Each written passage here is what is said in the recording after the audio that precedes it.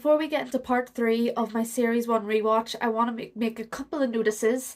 I featured on Autistic Advocate for Crohn's and Autism's podcast, Doctor Who and Autism. I'll leave a link down below, and it's also included in my playlist videos I'm in. It was really fun to talk to Mason, and it was a really enjoyable experience because I've never been on a podcast before, and I downloaded Zoom for the first time. It was a whole experience. So that was an experience that I really treasure, and I'd love to share it with you guys. So if you are interested in listening to me and Mason talk about Doctor Who and a little bit about autism as well, the links are down below, or again, in my playlist videos I'm in. I also want to make another quick kind of note thing. I'm going to include a short video that I made regarding Rose and Mickey's relationship, because while I was doing the videos on the empty child and the doctor dances on my TikTok, a lot of questions started coming up as I was watching about Rose and Mickey's relationship, and some bits of information came to my attention as I was doing it, and my questions were kind of answered as I was going along, and I kind of addressed them in that video after the rewatch of the doctor dances and the empty child. So I'm including the video where I address that at the start, so you can kind of get where I stand pretty much now in how I feel about Rose and Mickey's relationship. Basically it's like, I think they were both supposed to be portrayed as awful people anyway, but I do think Rose's behaviour is highlighted on the screen, like on the screen for the audience to see, a lot worse than Mickey, because it seems that with Mickey a lot of more things were more implied that he was doing bad than we actually saw as an audience. So I'm going to include that little video first and then the rest of the episodes. And basically thank you everyone for watching, liking, commenting, subscribing, just doing the usual YouTubey things, and I won't keep you sitting waiting any longer. Those are the only things that I wanted to say. So here is part 3 of a Doctor Who veteran rewatches series 1. Russell T Davies apparently confirmed that Mickey's comment about the emails in the first episode, Rose, was him hiding women from Rose. That's wrong. Mickey is wrong. If that's the way it was intended, then he is in the wrong. But I never said that he wasn't. Apparently this commenter thinks I'm just trying to focus on Rose, even though I have tried to emphasise that Mickey is in the wrong too. The only reason I don't mention Mickey's stuff in detail is because, as I said in the video, as I was watching it, I didn't remember, I didn't know what the line was that Russell T Davies was referring to, and I don't talk about things that I don't have knowledge on because that's ignorant. And it just sets you up for failure if you don't know what you're talking about.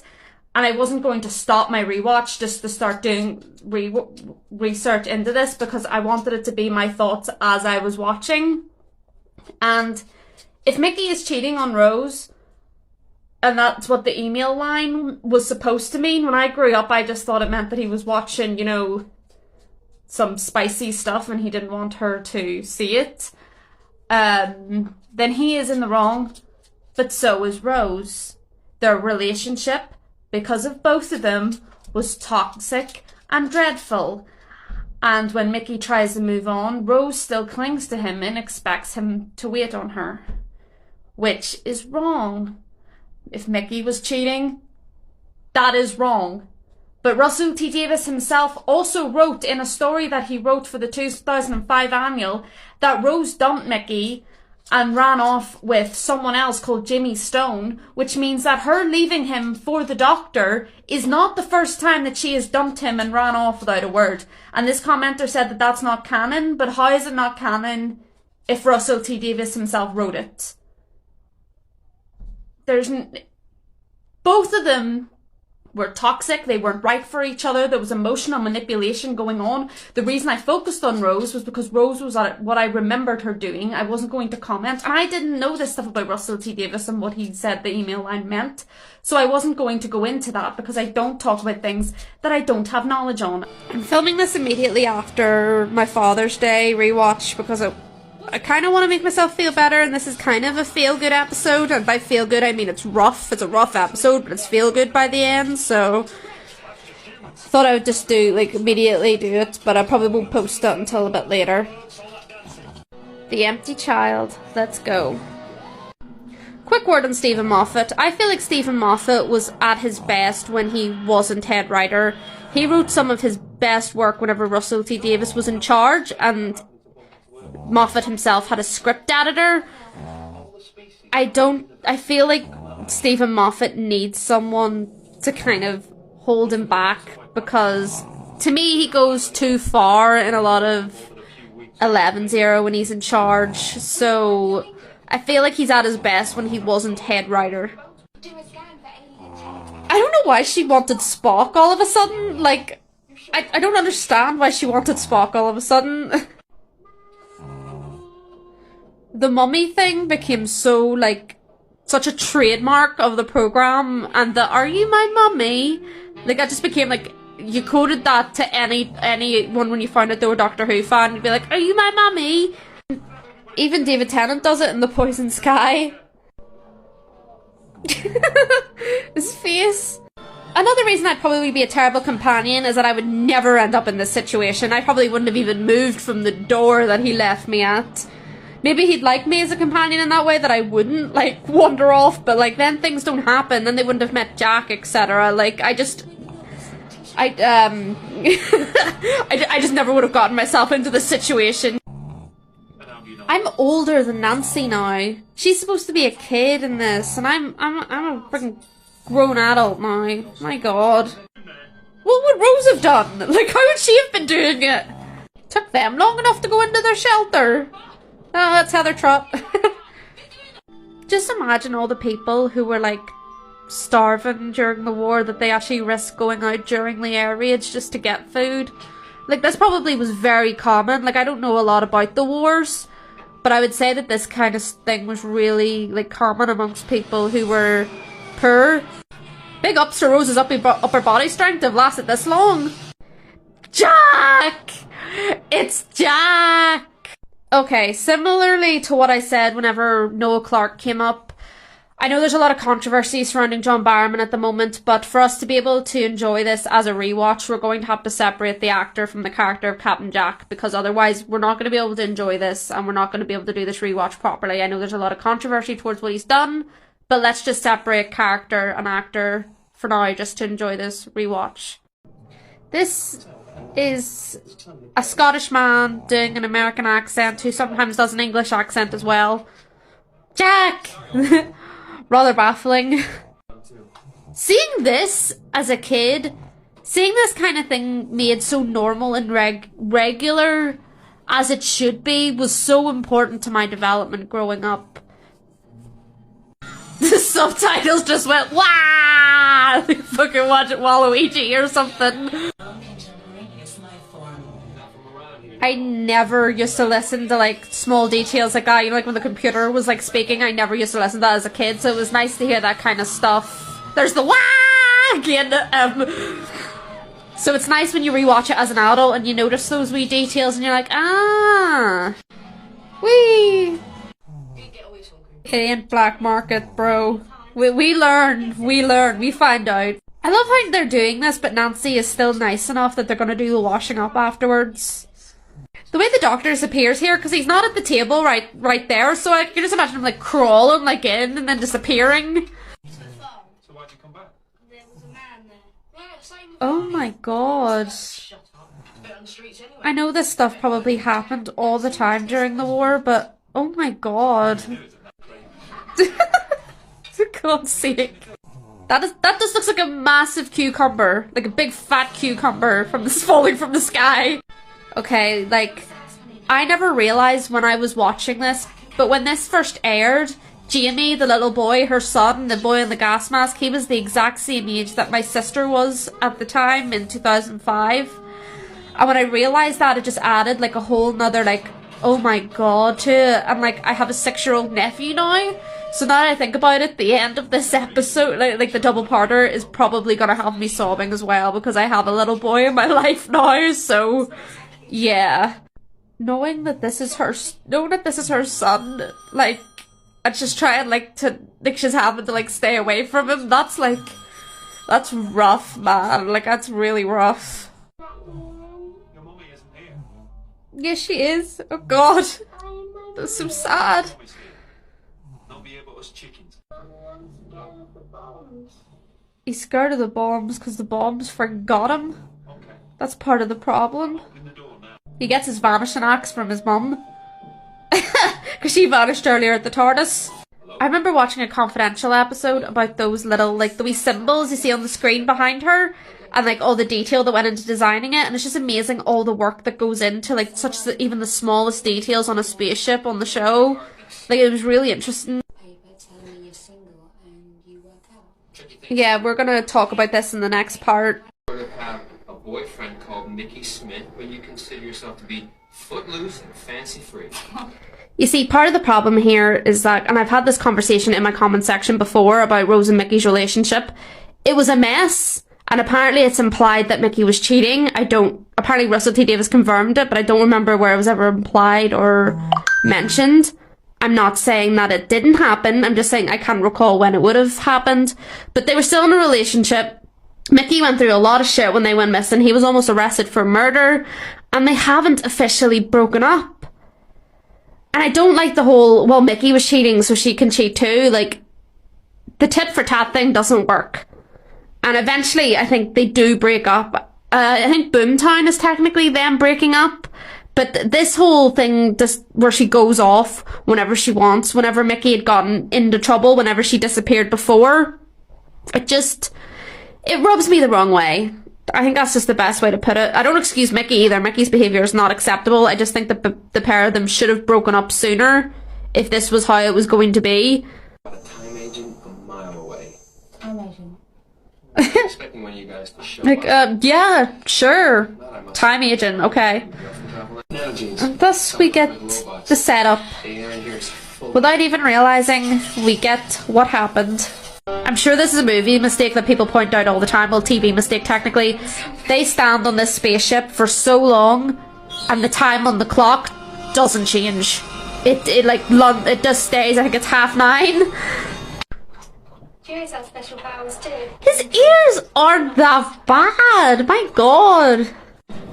I know her saying the doctor was like a line kind of thing, but like no one would talk like that. They would just say the doctor's name, like Dr. Smith or something. It's even more flash that the clock hasn't moved. All of this just rubs me the wrong way because they're not broken up.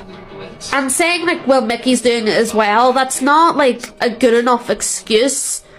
Because like, you don't want them to be just as bad. You want them to be better than that, you know? I hope I'm making sense here. Scan for alien tech.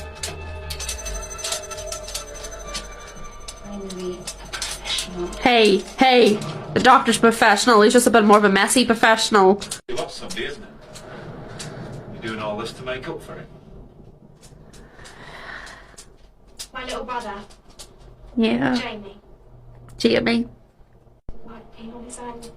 Oh, that's so... In the middle of an air raid. What do you think happened? Little Island says no. No. Not here. The lion. I love that. You're amazing, a lot of I skipped the last bit then, but there because he said the H word. You know, the guy who was in charge of Germany during the war, and I don't know how TikTok would react to that and my algorithm kind of thing. But once again, I just love how he talks about humans. I love it. It makes kids like me, who were so awkward when this first aired, actually feel important. I think that's the same hospital where the stuff with the Slitheen, you know, where the pig was kept. I think that's the same hospital, like the building. I know there's something to do with this hospital building. I think that's what it is. Hospitals are so freaking creepy, man. Like, really creepy. Never mind when there's freaking gas man zombies everywhere. Physical injuries as plague. You explain that. Can you imagine that? What would you say? Seems like what should have happened in 2020, the way that year was going. There wasn't one. They're not dead. Oh my God. The chills. I was a father and a grandfather. Now I'm neither. But I'm still a doctor. Yeah. Know the feeling. I suspect the planet. This episode is so sad, man. I don't know why I thought this was going to cheer me up or make me feel a bit better. I think I was thinking more of the conclusion of the second part. I'm not gonna show what's about to happen because of TikTok, but we all know what's about to happen here, and it was... See, seeing that as a child, oh my god. So messed up, oh my god. Okay, got it, or alright, sure. What was I supposed to say? You don't have a name. Don't you ever get tired of Doctor? Doctor who? What, like, where was that coming from? It's about as random as the Spock stuff. Love the retro look, by the way. Nice panels. It is pretty slick. We love the TARDIS. I mean, he has a point. He's not wrong. When you think about how far Captain Jack comes, like, his character development is pretty amazing. Imagine if she'd just told him she was his mummy, like, right here and now. Like, would that fix it? Would that be it solved? Why did the nano genes make him, like, telekinetic? Are you my mum? Mummy? It's Nancy. Your sister. Oh, he doesn't believe that. Dead Jamie. You're dead. Mummy. Mummy. This is, like, one of, like, I say, like, this is one of the best cliffhangers. It's actually not necessarily the cliffhanger. It's the resolution to the cliffhanger, like, in the next episode, that I really love. The voice of the empty child is literally Noah, and my nephew, who I was talking about, is called Noah. That's mad. I'm pretty sure on the channel, it's called Watch, it's a UK channel, it's called W now, they actually cut out the solution here, which I was raging when I first watched it. Like, how are you supposed to know what happened if you cut out what he's about to say? Go to your room.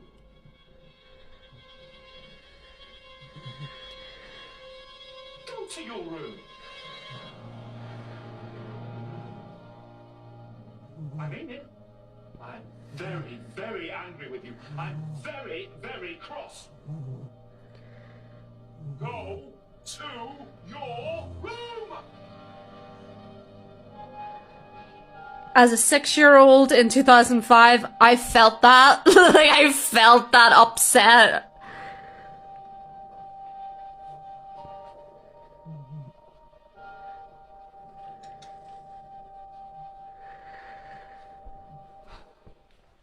I'm really glad that worked. Those would have been terrible last words. Brilliant. I just had to record that full thing because it's brilliant. One of the best resolutions I've ever seen in Doctor Who, because Doctor Who has a habit of dropping the ball with the cliffhangers. But that one was great. I love that one. Probably one of my favourite cliffhanger resolutions. The Doctor dances. Let's go. And we're sad again. God's sake. This poor girl. Can you not ask for a refund? If that kind of thing happens, can you not act for a refund? Volcano Day. War flashbacks to series 4. Oh my god. I'll tell you what's happening. You forgot to set your alarm clock. It's Volcano Day. Oh, there's just something about Christopher Eccleston's Doctor's delivery and his lines that I just love so much. Like, I love David Tennant as well, but there's just something about his lines that he delivers and just that makes him my favourite of New Who. That kid got out of that air raid fast. I bet you he was waiting in his shelter for that friggin' alarm to go so he could get out of there. His parents probably bickering or something. Factories at Villain Guard? You been to the factories? Oh my god, I never noticed before that he made him use that gun so he could figure out what century he was from. Nice. Slick. Bananas are good. This is leading to one of the most eerie scenes ever. The drawings of his mummy are so sad. It's like so sad in general. All of the wee mummy drawings. Are you my mummy? Are you aware of what's around you? Can you see? Are you my mummy? It's so sad. And the fact that his mummy Are you my mummy? is pretending to not be his mummy. Oh, so sad. On my ground. I'm just recording that line for her clap back in a minute. Wire cuts, please. Something that can cut through barbed wire. Oh, and a torch. Don't look like that, Mr. Lloyd. I know you've got plenty of tools in here. I've been watching this house for ages. And I'd like another look round your kitchen cupboards. I was in a hurry the first time. I want to see if there's anything I The missed. food on this table. It's an awful lot of food, isn't it, Mr. Lloyd? A lot more than on anyone else's table. Half this street thinks your missus must be messing about with Mr. Averstock, the butcher. But she's not, is she? You are. Wire cutters, torch, food. And I'd like to use your bathroom before I leave, please. Oh, look. There's the sweat on your brow. Queen. Queen! How does he explain letting her away to his wife as well? Like, she was probably livid. Oh, is that the tape clipping? I think that's the clip. The tape started clipping. It's afraid. Terribly afraid and powerful. It doesn't know it yet, but it will do. It's got the power of a gun and I just sent it to its room. Doctor? What's that noise? Oh my god. End of the tape. It ran out about 30 seconds ago. I'm here now. Can't you see me? Whew. I sent it to its room. This is its room. Oh my god. Like that is looks so clever, but also so like your gut would just fall out.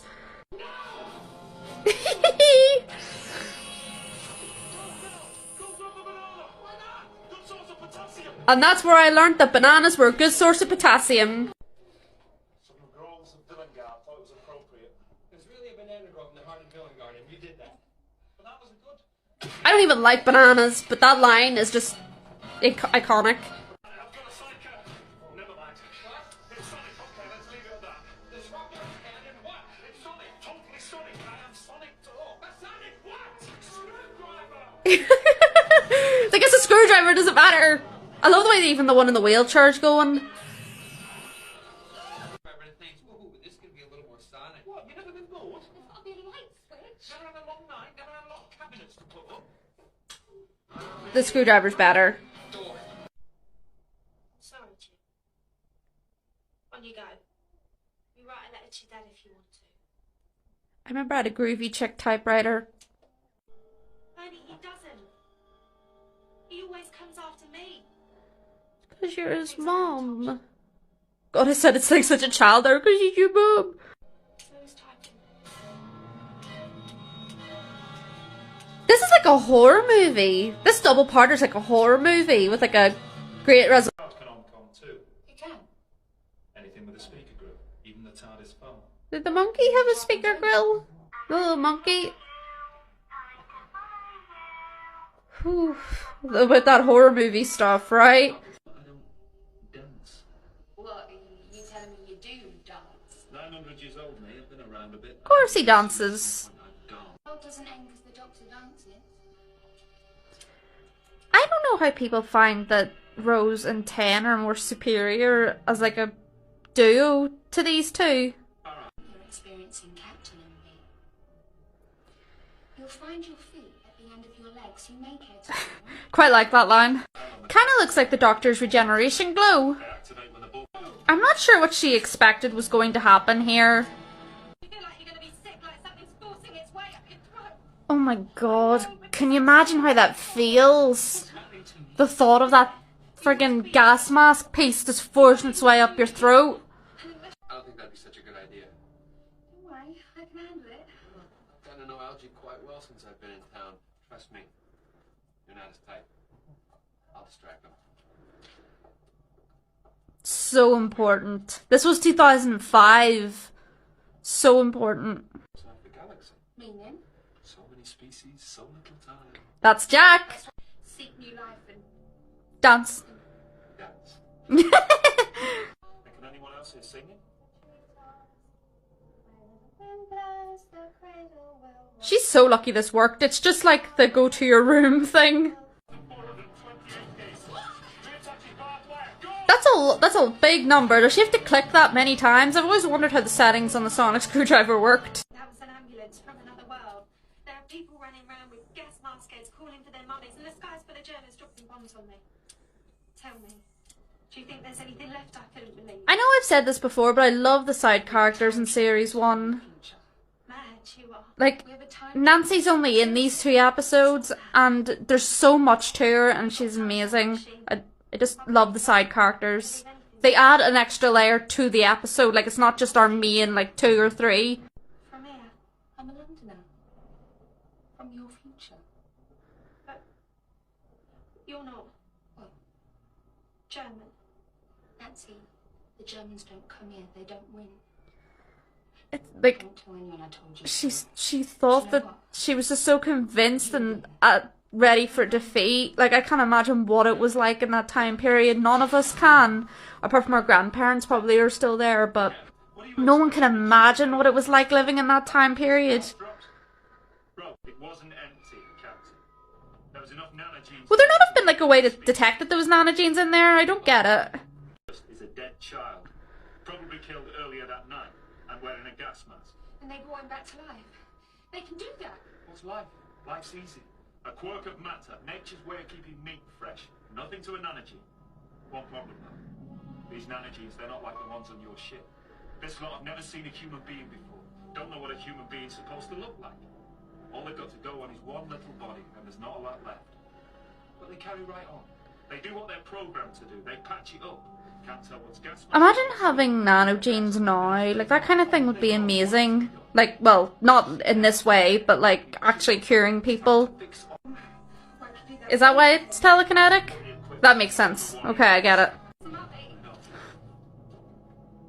There isn't a little boy born who wouldn't tear the world apart to save his mummy. Sorry about that, I'm getting upset. My dog's back because she sensed me getting upset again. 16? Old enough to give birth anyway. He's not your brother, is he? It's so heartbreaking. Single mother in 1941.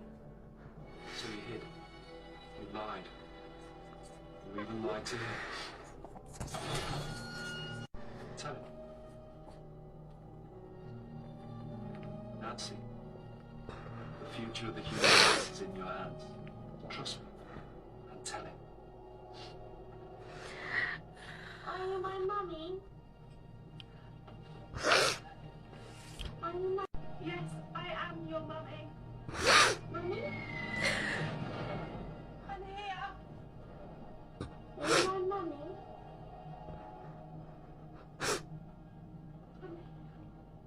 Are you my mummy? Yes. Are you my mummy? He doesn't understand. There's not enough of him left. I am your mummy. I will always be your mummy. I'm so sorry. I am so sorry. What's happening? The truth's changed now. Shh. Come on, please. Come on, you clever little nanogenes, figure it out. Oh, come on. Give me a day like this. Give me this one.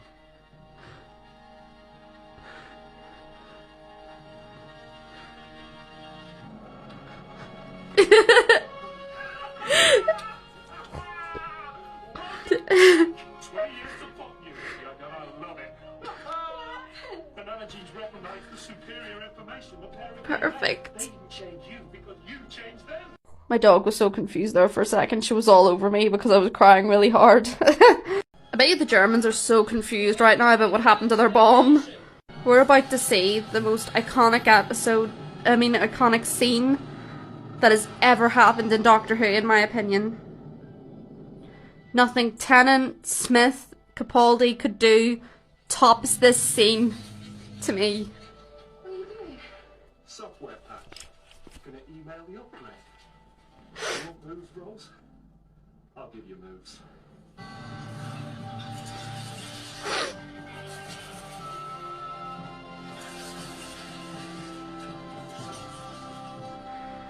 Everybody lives, Rose. Just this once. Everybody lives. I'm smiling right now. I know it probably doesn't sound like I am, but I'm smiling. Mrs. Harker, how much better you are looking. My leg's grown back. Come to the hospital. I had one leg. Well, there is a war. Is it possible you miscounted? Right. I mean, possibly. He says I'm not read bicycle when you were 12. What's that supposed to mean? Because he's not. He's not Santa. He couldn't be. I don't understand what that was supposed to mean. No escape pod on board. See the flaw in that. I'll get in the Why does he care if the TARDIS is like literally attached to his arse right now? Like so dramatic. I kind of like it. My cheeks are like itching right now because like I have like really sensitive skin. I have eczema, so when I cry it makes my face itchy. And like I was crying really badly there, so like I'm just like trying to like not pick up my face now and my dog's looking at me like I'm insane. It's kind of ironic that he's thinking he's almost gonna die here, and then like very, very soon he can't ever die. Like he doesn't have the option, like it's no longer in his control. Like the TARDIS didn't just appear here, so his computer's probability factor is really bad, and he was just being a dramatic ass, which I kind of live for. I get it. The doctor's a little shit here. I've just remembered. He's like, not on my watch. I can dance. I can dance. Why couldn't they all have just danced though? I kind of feel bad for Jack here. They could have all danced together. Sure he would, Rose. I'm absolutely certain. But who with? The little shit.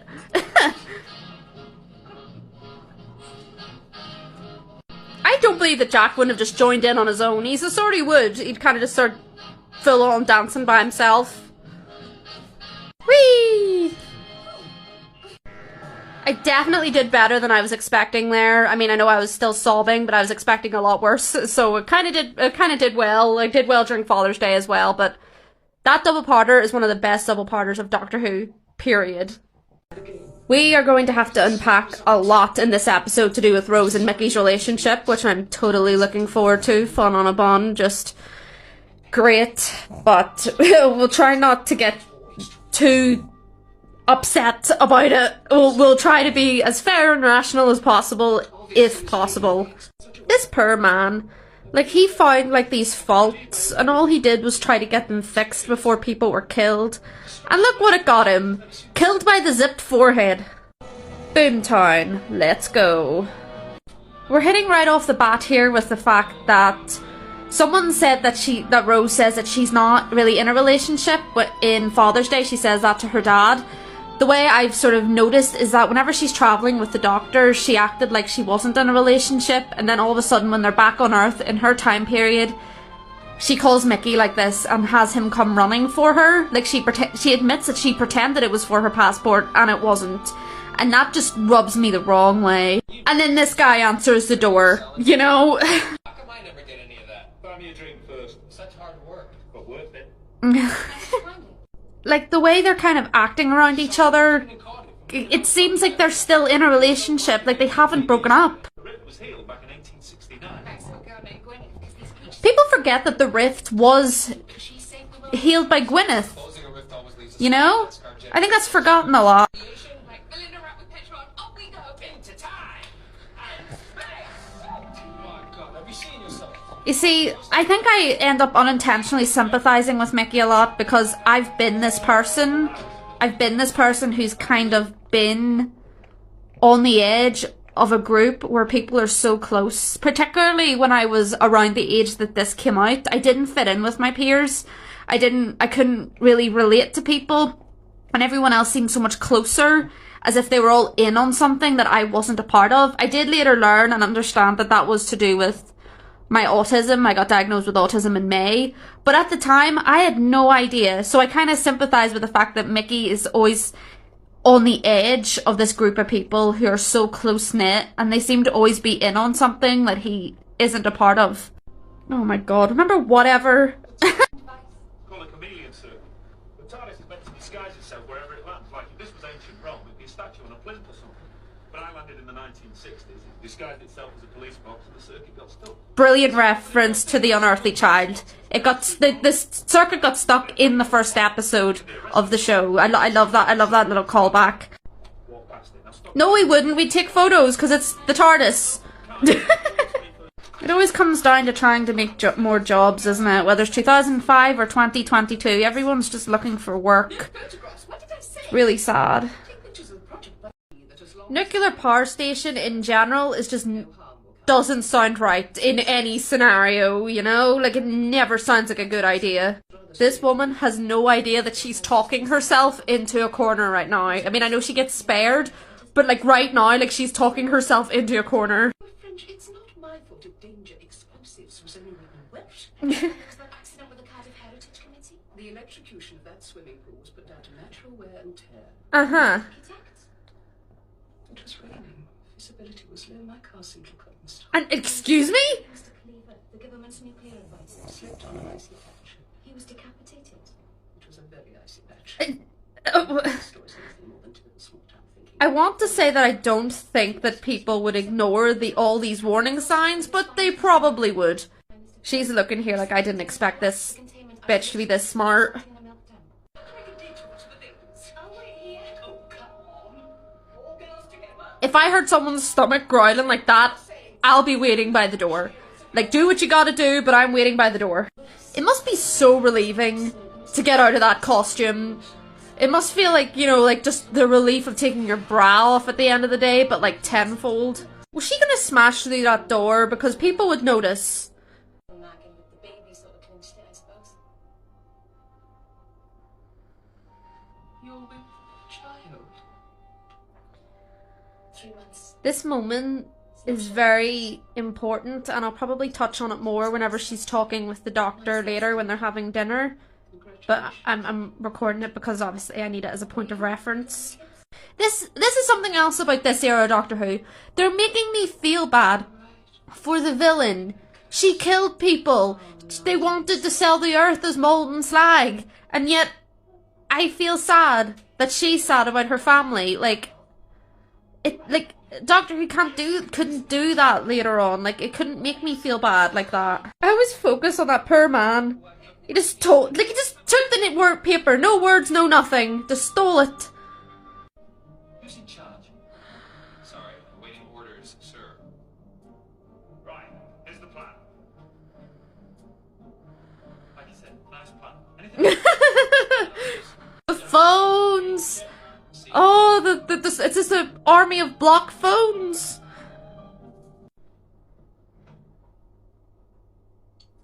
Ah!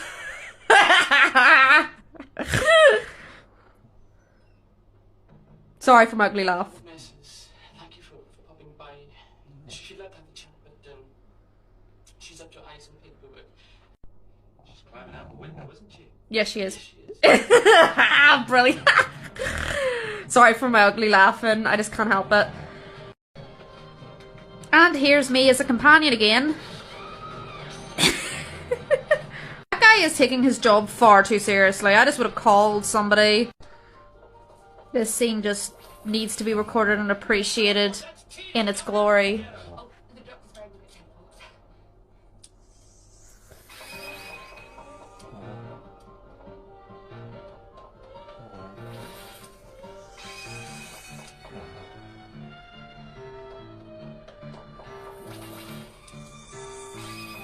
What did I ever do to you? You tried to kill me and destroy this entire planet. Apart from that, Like, what? Isn't that enough? question. Uh-huh. The error of my ways. Uh-huh.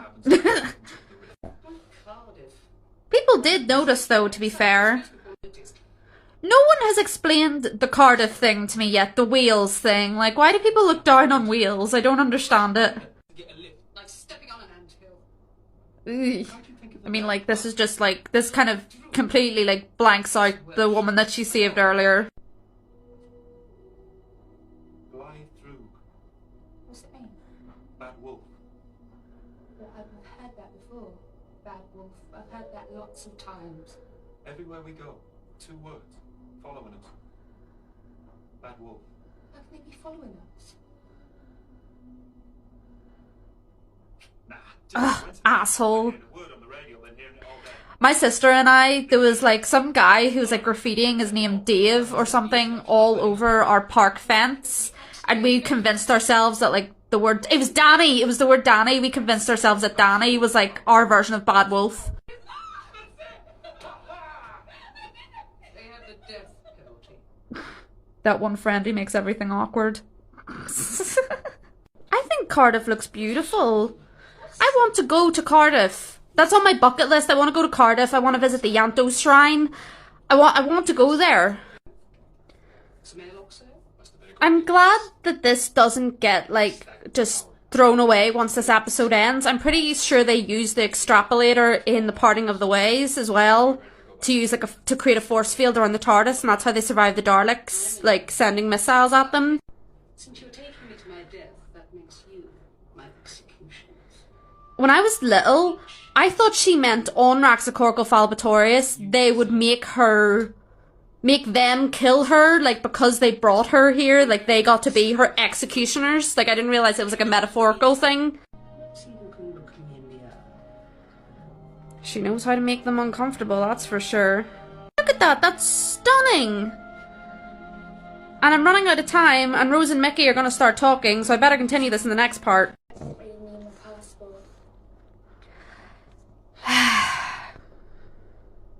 You see, they're acting like they're a couple. Like, they're still together. Like, was Rose even ever planning to tell him that she'd been flirting with other men and stuff? Because Mickey tells her about Trisha Delaney when she asks. Which we'll get to whenever he mentions Trisha. But was Rose ever planning on telling him anything? Or was she just going to pretend that she hadn't? Because that's pretty dodgy as well. And they're going off to do coupley things as if they're still in a relationship. You know what? You know what I'm saying here, right? Never mind the consequences, off you go. You butchered my family and then ran for the stars, am I right? But not this time. She's pretty smart. At last you have consequences. How does it feel? My last request would be food as well. Let's be honest, it would be food for me too. Did her assistant not tell anyone that she got chased out the window by someone, and like when the doctor goes on a date with her, does like nobody notice that the mayor who just got chased out a window and disappeared is suddenly having dinner with somebody? Where did you even get those, Jack? Like, where'd they even come from? Did he pull those out of his ass too? Oh my god. Oh my god. These little scenes are just kind of... I sometimes in scenes, I guess I just feel like just recording them without saying anything because they speak for themselves. They're just so good. I just scared my dog by laughing. When her life is in danger, a female Raxacorical Falbatorian can manufacture a poison dialed within her finger. Yes, I did. Just checking. This is the best one. As the final result, the excess poison will be exhaled through the lungs. Better? It's much colder than this. They called it Woman Wept. Woman Wept, one of the planets that gets stolen in Series 4. Conveniently. Not conveniently, funnily enough. It all adds together.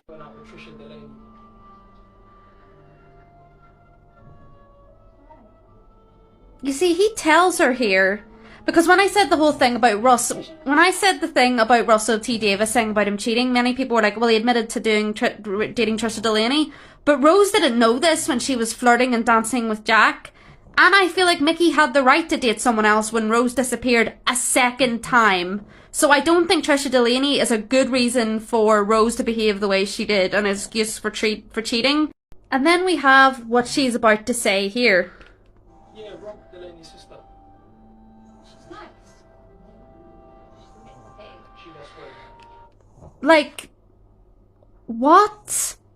I mean, people go on and on and on about Martha saying good old Rose and about how, like, it was ruining the moment and it was insensitive and stuff like this.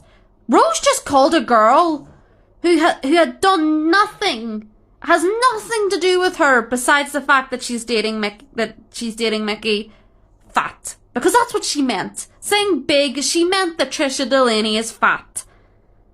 And I am absolutely for characters not being 100% perfect, for them not being flawless, but there has to be accountability. There has to be a point where they realise what they did or what they said was wrong, and they develop from that. Rose continues this line of bitchiness into Series 2. In the Rise of the Cybermen episode, she calls someone thick. Just because she was talking to the doctor, she implies that a girl is thick. And it's that kind of bitchiness that turns me off her character, because it's never referenced as a flaw. She never learns from that. And it's just, I've been saying this a lot, it rubs me wrong. I don't like it. You see, so Mickey did start dating her this after Rose left the second time. Like, she completely turns her attitude here. Even though she was flirting and dancing with Jack, she completely does a 180 because he's dating someone else after she left a second time. Did she just want him to wait around for her? Because if Trisha Delaney is the cheating that Russell T Davies was talking about, then Rose didn't know this was happening whenever she was flirting with Jack. And I feel like Mickey had the right. She disappeared a second time with no word of when she was coming back. No, she never calls him. Until she said, "Come give me my passport." I don't, if that's the cheating that they're talking about, I don't think that stands up well.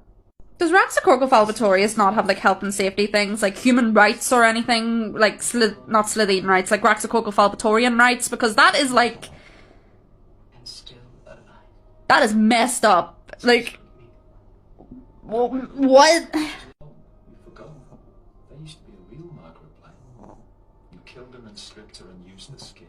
You pleaded for mercy out the dead woman's lips. Even we kind of forget a lot that, like, she is using a dead woman as, like, her body, her face, that she is talking through a dead woman's mouth. It when you think of too hard on some of these things, it's really messed up. It's really bad.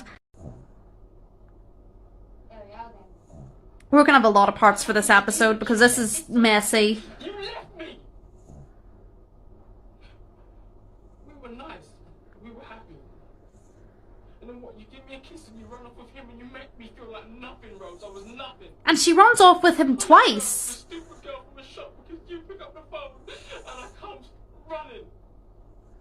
Like, I don't know how anyone can defend Rose in this situation. I'm supposed to sit here for the rest of my life waiting for you because I will.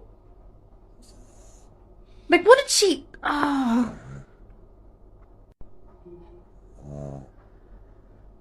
Stop.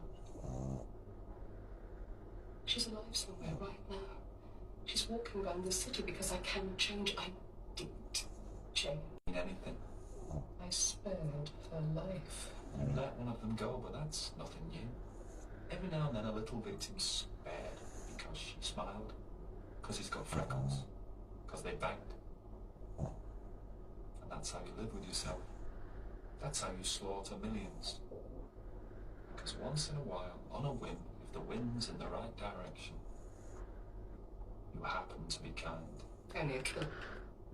This, I try to apply this to my life, where it's kind of just like, even if someone does something for you, even once, if they're nice to you even once, if they're an asshole the rest of the time, they're probably using that one time they were nice to you to justify the behaviour that they continue to then use. So I think it's very interesting how that, not necessarily about murderers or killers, because I don't know any killers obviously, but it can be applied to your everyday life as well, with how people treat you and how people behave and how much of that you should put up with before you say no more. Funny little happy-go-lucky life leaves devastation in its wake. Always moving on because you dare not go back. She's very smart, like, she's not wrong. She might as well be a god. Like, he seems very reasonable to me. Promise that when you do come back, you're coming back for me. He seems very reasonable. Like, this is them pretty much breaking up because she can't make that promise and she shouldn't have to. No one else hear her saying this about being a born killer. Like, that guy in the background, he's just pretending not to hear. There's no way he's not hearing her talk about this. That's not good. Is this what then happens when Owen opens the rift in series 1 of Torchwood? Only, like, on a larger scale because it stays open for a bit longer than it should. This is how they save on costume budget. They just have her arm out. The best ship in the universe. It'll make wonderful scratch. What's that lying? The heart of the TARDIS. This ship's alive. You've opened its soul. Damn.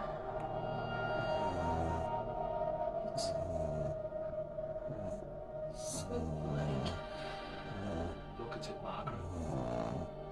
Sorry if you can hear my dog snoring. Inside Blondfell Fudge. Look at the light.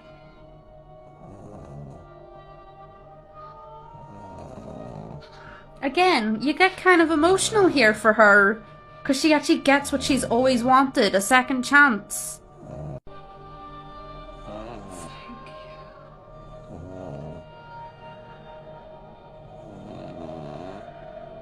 She's an egg. Regress to a child. She's an egg. She's a weird looking egg. That's a funny looking egg. Now, Rose is seen looking here for like 5 minutes. And Mickey can see that she's alright. But she never finds out that he's alright. And she leaves. I mean, I know he doesn't make it easy because he doesn't go over to her and he doesn't speak to her. But as far as she's aware, he's missing. Or he's hurt. And she just goes back. She's sad about it and stuff, but she just leaves. Like, is she not even gonna ask to go to the hospitals to see if he's maybe been taken to a hospital? You don't know that! Now, she said he deserves better and like a whole pitying thing, but in this scenario, he does. He does deserve better. Like, you literally just gave up on him without knowing if he's alright or hurt or missing. What do you mean? You wouldn't want a second chance. You would do the same thing. And that's not necessarily a bad thing, because you're great with the doctor and you have a great time with the doctor. Rose really isn't likeable in this episode at all. Like, at all. And the finale is next, the double-parter. The only finale that ever makes me cry in Doctor Who, so that'll be fun. That'll be a great one. It's my favourite finale, though, so... So that's the end of the video. Let me know what you think. I'm going to kind of try and do these compilation videos in a kind of fortnightly kind of basis so that it gives me more time to get ahead with the episodes that I'm currently doing on TikTok, because yes, I'm way far ahead on TikTok. I'm about to do my school reunion reaction today for series 2, but I need time to get ahead of that because the compilations are obviously a lot quicker to put together than rewatching. I'm slowly catching up faster than I would like. So if you want to see a good few episodes ahead, check out my TikTok at ErinElla98. And yes, these compilations will then be released on a fortnightly basis so that it gives me more chance to get ahead on my rewatches on TikTok. So I'm always a little bit ahead on there, and then I'm just catching up here. And the reason that I haven't included the finale in this rewatch is because there was a lot of parts. I did a lot of parts for the final 2 episodes of series 1. It's my favourite finale of all of New Who. There's going to be tears, so look forward to that because I sob. It's really embarrassing, but I sob. So you've got that to look forward to in a couple of weeks' time. Anyway, thanks again. Like, comment, subscribe. My book is now a Kindle exclusive. There's a few physical copies still left on Amazon, but if you have Kindle Unlimited, the book's free. So if you have Kindle Unlimited, why not? It's there. It's a free book. But don't do any of that if you don't want to. I don't want you there if you don't want to be there. And remember, Rose and Mickey's relationship was very complicated, but from what we saw on the screen as an audience, we saw Rose doing more wrong than Mickey. But all that is implied and kind of like behind the scenes, and Russell T Davies kind of didn't say outwardly, but it was kind of implied. They were both bad people and they both messed up and they were both supposed to be toxic for each other and basically just a bad relationship. So we can be comforted in the fact that they're both bad people, okay? Okay.